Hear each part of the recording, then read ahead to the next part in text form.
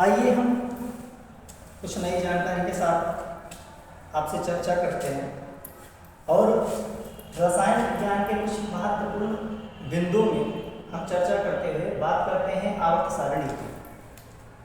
हम लोगों ने आवर्त सारणी को पढ़ा है और आवर्त सारणी में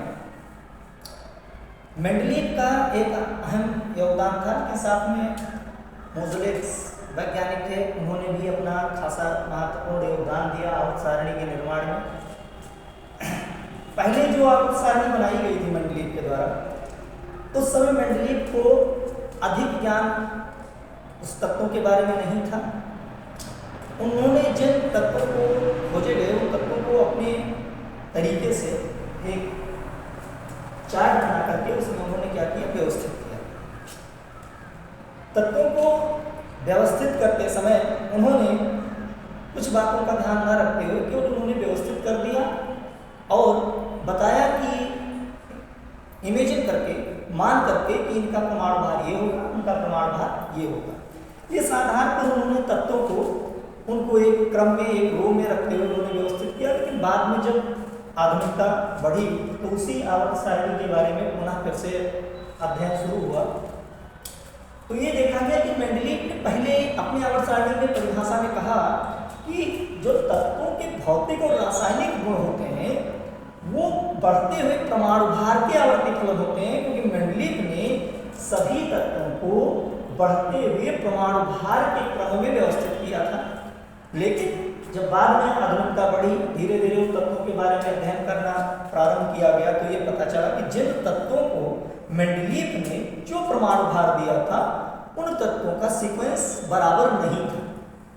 अब समस्या थी, तो आवर्त सारणी जो बनाई गई थी, जो चार्ट बनाया गया था, उसको पूरी तरीके से डिस्टर्ब करके फिर से बनाना इतना आसान नहीं था। तो मेंडलीव ने सोचा कि क्यों न जो तत्व जहां है उनको वहीं रखा जाए और उन तत्वों को एक स्पेसिफिक नंबर दे दिया जाए, 1 2 3 4 5 6 इस प्रकार से उन्होंने गिनती दी और उस गिनती के आधार पर उसकी जो परिभाषा थी तत्वों की एक नई निकल करके आई।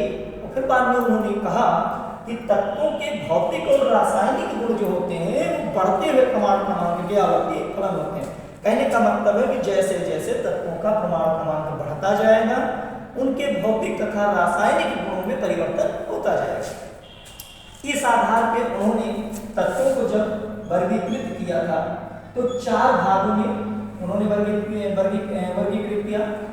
उन्होंने इन 4 भागों में S, P और D और F ब्लॉक के नाम से उनको विभाजित कर दिया और ये बताया कि इन कुल मिलाकर के तत्वों में जब कंप्लीट आवर्त सारणी की जो हम लोग इस समय आवर्त सारणी पढ़ते हैं उसको हम लोग दीर्घाकार आवर्त सारणी या आधुनिक आवर्त सारणी के नाम से जाना जाता है, जिसमें कुल तत्वों की संख्या हम जानते हैं कि 118 पाई जाती है। कुल अगर तत्व की बात करें तो आवर्त सारणी में तत्व कितने होते हैं, 118 होते हैं। और उन्होंने ये भी बताया कि अधिकतर तत्व जो होते हैं उस आवर्त सारणी में वो धातुएं होती हैं। तो इस आधार पर उन्होंने कहा कि ठीक है, इसका हम वर्गीकरण करके हम ये बताते हैं कि कुल मिलाकर के अधिकतर धातुओं की संख्या या अधिकतम धातुओं की संख्या कितनी है। तो कुल मिलाकर के ये बताया गया अध्ययन के अनुसार कि आवर्त सारणी में जितने तत्व उपस्थित हैं उसमें 94 धातु लगभग पाए जाते हैं। साथ में हम ये भी जानते हैं कि उनमें जो 16 होते हैं वो अधातु तत्व होते हैं। साथ में हमको ये पता चला कि जो 8 तत्व होते हैं इनको उपधातु के नाम से जाना जाता है। कुल मिलाकर के इन तत्वों की संख्या 118 हो जाती है।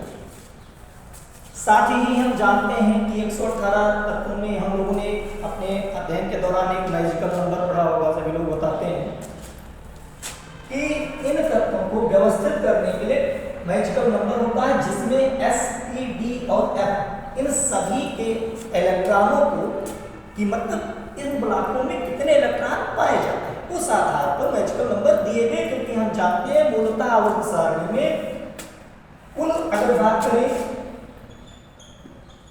वर्गों की संख्या तो कुल वर्गों की संख्या पाई जाती है 18 और कुल आवर्तों की संख्या की अगर बात करें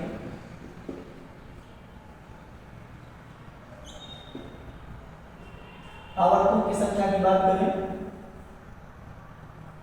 तो इनकी संख्या 7 पाई जाती है, मतलब 7 आवर्त होते हैं और कुल 18 वर्ग पाए जाते हैं।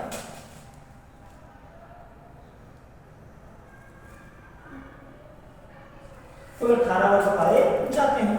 उस आधार पे ये भी डिसाइड किया गया कि जो S है, P है, D है और F है, इनमें कुल इलेक्ट्रॉन कितने पाए जाएंगे।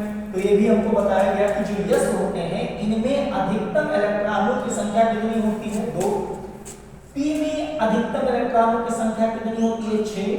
और डी में अधिकतम इलेक्ट्रॉनों की संख्या होती है 10 तथा एफ में अधिकतम इलेक्ट्रॉनों की संख्या 14 पाई जाती है।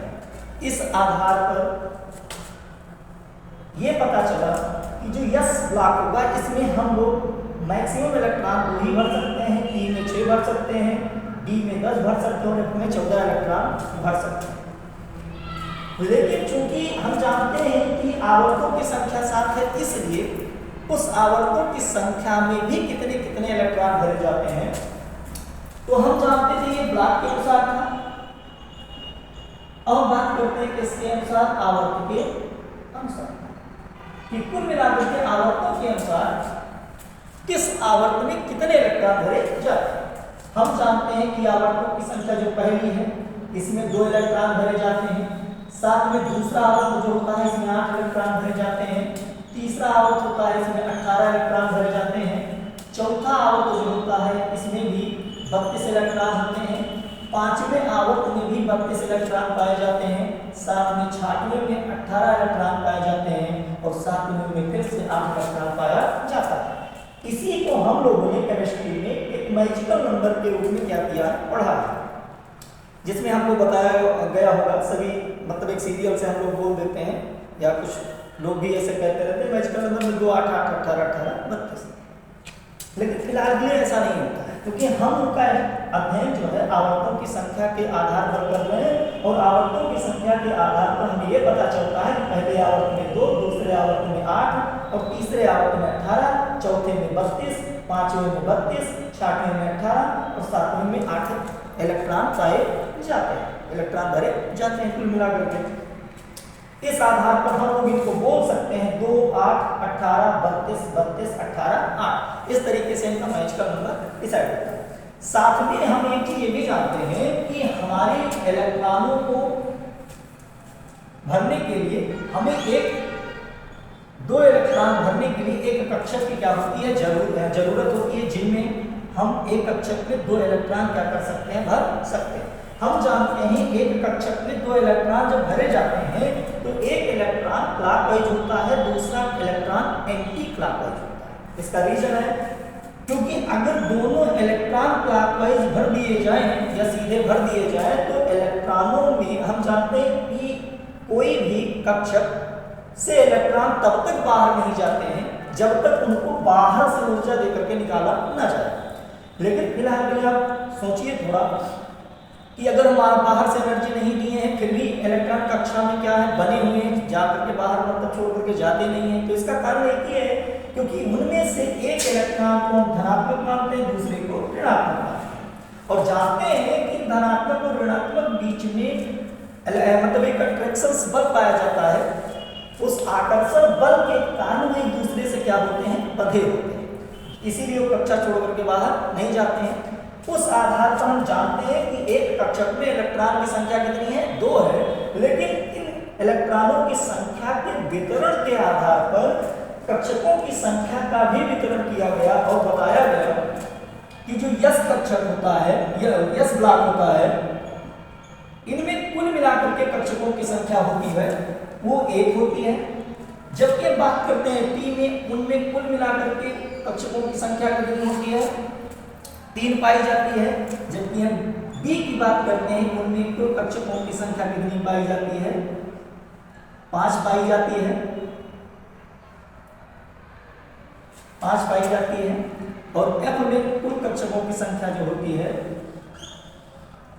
वो 7 पाई जाती है।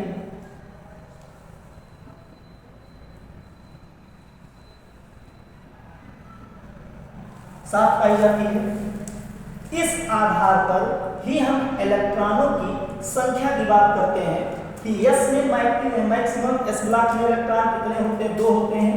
P में 6 होते हैं, D में 10 होते हैं और F में 14 इलेक्ट्रॉन भरे जाते हैं। फिलहाल के लिए आज की जानकारी में कुछ इतना ही। आगे फिर हम अपनी नई क्लासेस में नए डे पर या मतलब अगले दिन जो है हम आपको कुछ नए आवर्त सारणी के ही नए संभाग के बारे में आप लोगों को जानकारी देंगे। अगर आपको समझ में आया हो तो आप लाइक कमेंट करते रहें। चैनल को हो सके तो सब्सक्राइब भी करते रहें।